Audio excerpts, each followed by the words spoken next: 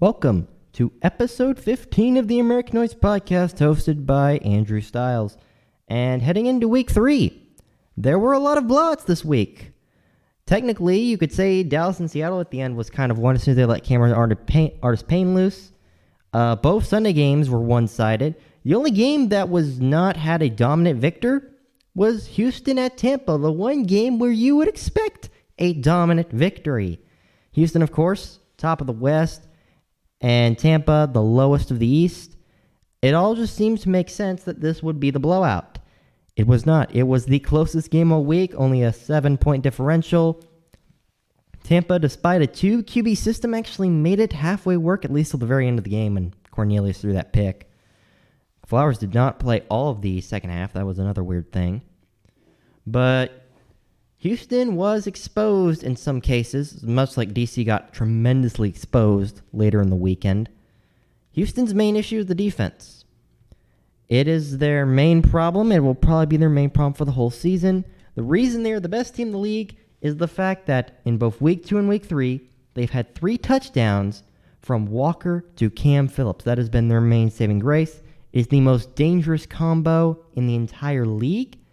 And it will need to continue to be so. That offense must keep churning if the team is going to win the West, because that defense is really weak. They give 27 to a dual QB system. They give up 17 first half points to the Wildcats. They give up 24 to the Bowhawks, though they did get 2 interceptions that would eventually win Houston the game. But they're definitely one of the weaker defenses on tape, probably only beaten by the Guardians, who are just awful in everything these days. In fact, even the Vipers are no longer the worst team in the league. They may have lost to the Guardians by 20 in week 1, but there apparently are 2 different teams now in that game, because the Guardians look trash. They have been able to score 9 points in 8 quarters since, and the Vipers have woken up in week 3. We'll see if they can save their season in week 4. It depends if they start Flowers or Murray comes back, or they still roll Cornelius and Flowers. The fact that Flowers did not play in the entire second half is probably not good for the Vipers. Cornelius cannot carry that team over the long haul, and Murray will not be a good starter. They need to roll Flowers completely now. They have no time to waste. They probably will waste, and they will probably lose the season because of it. But they had a good effort. 27 points, obviously the most points they had all season. They finally scored their first offensive touchdown. That would not happen on the first possession, though. They would end up getting a field goal. It took them only about 2.5 minutes. They got down to the Houston 30 but stalled out, and Franks hit a 48-yarder. That first drive was, of course, by Cornelius, and Houston would get the ball back. They'd get a first down in a 3rd and 5 at their own 42 via a Walker pass to Cam Phillips for 12 yards. Cam Phillips had 100 and how many yards? It was near 200 on the day. He had 194 receiving yards. 194 on 8 receptions. 24.3 average in those 3 touchdowns. Of course, one of those was an 84-yarder, but he was dominant with Walker. They would eventually have to punt at the Tampa Bay 42. Tampa gets the ball back, works down the field, and they eventually get stopped at the Houston 47 and are forced to punt it away. Another Cornelius drive ends short of the end zone. The trend that's happened in all Viper drives that have ended short of the end zone the first 2 weeks. Houston wastes no time. First play of the drive. Walker looks for Cam Phillips. The coverage is completely blown up. Phillips sprints 84 yards down the field for 6. Just like that, Houston takes a 6-3 lead. It becomes a 9-3 lead as Houston wastes no time and goes for free. Mobley snags a reception, hops into the end zone, and it is a 9-3 ball game. Houston, and here it is. This is what we all expected. This was the routing coming. We're nearing the end of the first quarter. This is when Tampa Bay collapses. They would send in Quentin Flowers. He gets 2 straight 3rd down conversions into Houston territory, but eventually on a 3rd and 11 at the Houston 49, he's looking for the 3rd straight 3rd down conversion of the drive, and he is sacked by Bradford. It knocks them back in their own territory, and they have to punt it away. Same old song and dance. The thing is, though, is the Tampa defense gets 2 straight incompletions on Walker, and then only a 9-yard completion from Walker to Hawley means they 3 and out and punt it back to the Vipers. Tampa has a chance, and they finally get an offensive touchdown. It took them over 9 quarters. But in the second quarter, with about 9.5 minutes left, they did it. 7-play drive, 58 yards, 3 minutes. Flowers scrambles in himself outside from the 7 and puts it in the end zone, and the Tolliver rush on the one-pointer makes it a 10-9 Vipers lead. The Vipers lead the Roughnecks in the second quarter. What is happening? Houston, of course, they're not going to take that lying down. It only takes them 8 plays and 4 minutes to get 76 yards and the 6 points. Walker, seeing what Flowers does, scrambles for himself, and he does one better. Instead of scrambling for 7 yards into the end zone, he goes for 8 on the right end, and it is 15-10 Houston. He misses one to Hawley for a conversion to miss the 3-point attempts. They are 1 of 2 on those now throughout the game. But it is a 5-point lead. Houston has retaken the control of the game. Tampa gets the ball in the kickoff, and they 3-and-out under Flowers. Houston gets the ball back. They drive all the way to the Tampa Bay 9-yard line. Walker looks for Lewis for the first down and possibly end zone. Nobody home. Castillo has to hit a 28-yard cheap shot, and with 1 minute left in the half, it is 18-10 Houston. Tampa has a 1-minute drive. They send in Cornelius. They take out Flowers, and Cornelius shows that he can do some work. A 6-play drive takes all the time left on the clock. 59 yards. Cornelius, first and goal with 3 seconds left, just sneaks it up the middle, hops over the pile, and gets the score. It's 3 straight QB rushes for touchdowns. The 2-point attempt's even successful as Williams catches one from Cornelius, and it is 18 all at halftime. Tampa Bay has slugged Houston equally. They have been able to go at the Giant for a solid half of the game and come out deadlocked. There's only one problem for Tampa, though. Houston gets the ball to start second half, and they are mad. It only takes them 5 plays to get 80 yards. A 2nd and 14 from the Tampa Bay 24. Walker passes it to Philip Short, and Cam will do the rest of the work. It's the second Walker to Cam connection of the day for a touchdown, and it is 24-18. Butler rushes it out from the 5 to make it 26-18. It's an 8-point game once again, and it only took 3 minutes. Tampa Bay gets the ball back, and they 3-and-out under Cornelius. Cornelius, of course, will stay in for the rest of the game, for better or for worse. If you're a Vipers fan, that should scare you immensely, because Flowers is your only chance to survive this season. Houston gets the ball back. They get a few first downs. They eventually are stalled at the Tampa Bay 31, and Houston goes for the field goal to make it a 2-possession game. Instead, Castillo misses it wide right on the 49-yarder. Tampa Bay stays in this game. It is still 26-18. It is not 29-18, an 11-point 2-possession game. Tampa makes Houston pay for it. They get the ball at their own 39. Patrick gets stopped for a 7-yard loss. It's a 2nd and 17. Cornelius makes a short pass to Patrick for 9 yards. Then he scrambles for 9 yards all the way to midfield. 1st and 10 from the 50. He throws a nice little dig and dunker to Smith. Gets about 7 yards out of it. Eventually on a 3rd and 4, he looks deep for Williams. No one home. 4th and 4, they're going for it.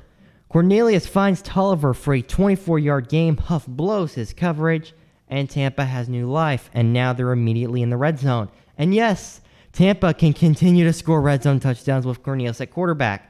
1st and 10 from the Houston 20.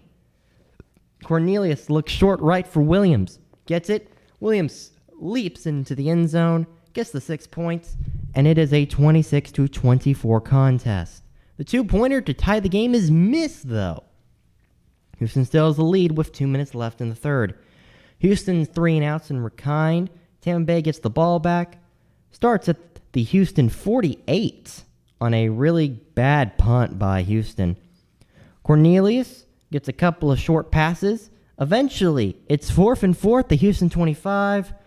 They decide to kick it. Franks hits a 43-yarder, and with 12:51 left in the game, the unthinkable is happening. Tampa Bay leads Houston 27-26. Everything you know is gone. It's dead. It's what's happening. Houston is still not going to give in, though. They are not going to get upset on their own turf like LA. Well, not on their own turf, but they're not going to get upset in the biggest game of the week in viewership by what some would consider the weakest team in the league. It's not happening for them.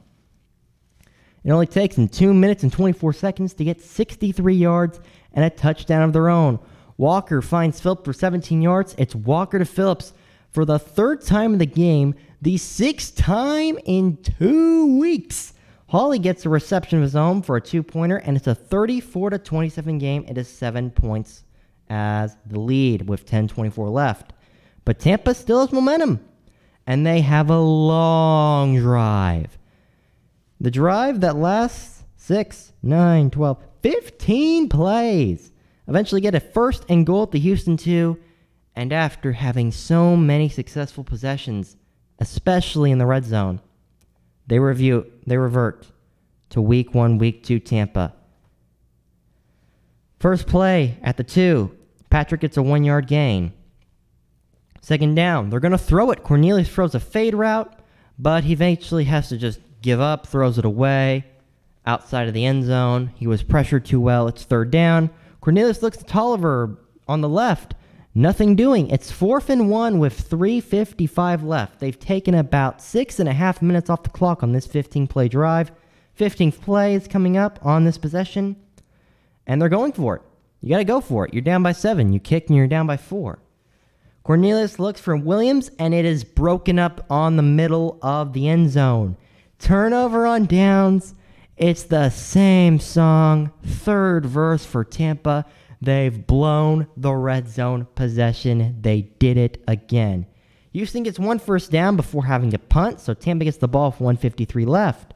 They still have a chance, and they start in midfield. Cornelius misses one for Tolliver. Smith rushes one for 9 yards. It is 3rd and 1 at the Houston 41. Smith gets the ball again. They're going to use that comeback period with the slower clock to run the ball. Never a bad sign.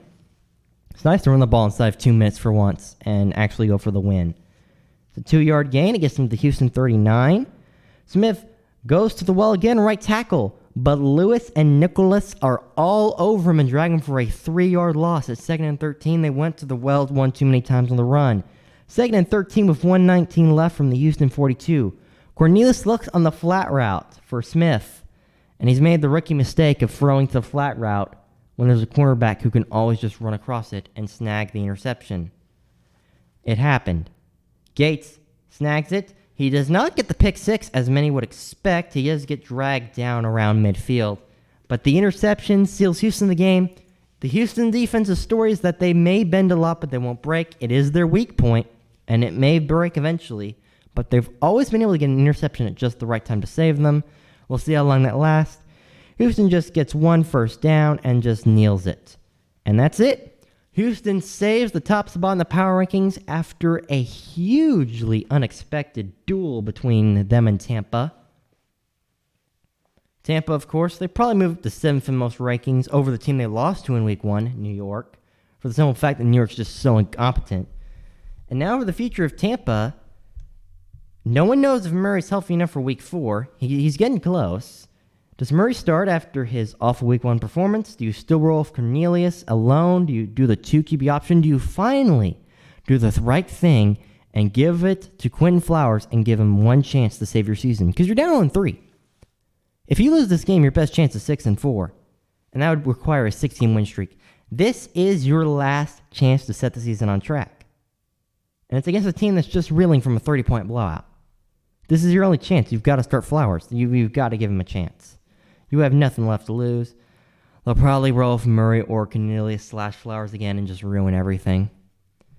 Meanwhile, Houston, they get out of it with it. They get out of the scare. They still hold the West. They are now the only undefeated team in the league. And now they have to duel for sole control of the West against the Dallas Renegades, and it is in Globe Life Park. They are on the road. They did not look good on the road. So won Week 3 against Tampa. We'll see how they do in Week 4. And, Dallas, if they use Cameron Artis-Payne more against that defense, they can't get intercepted running the football.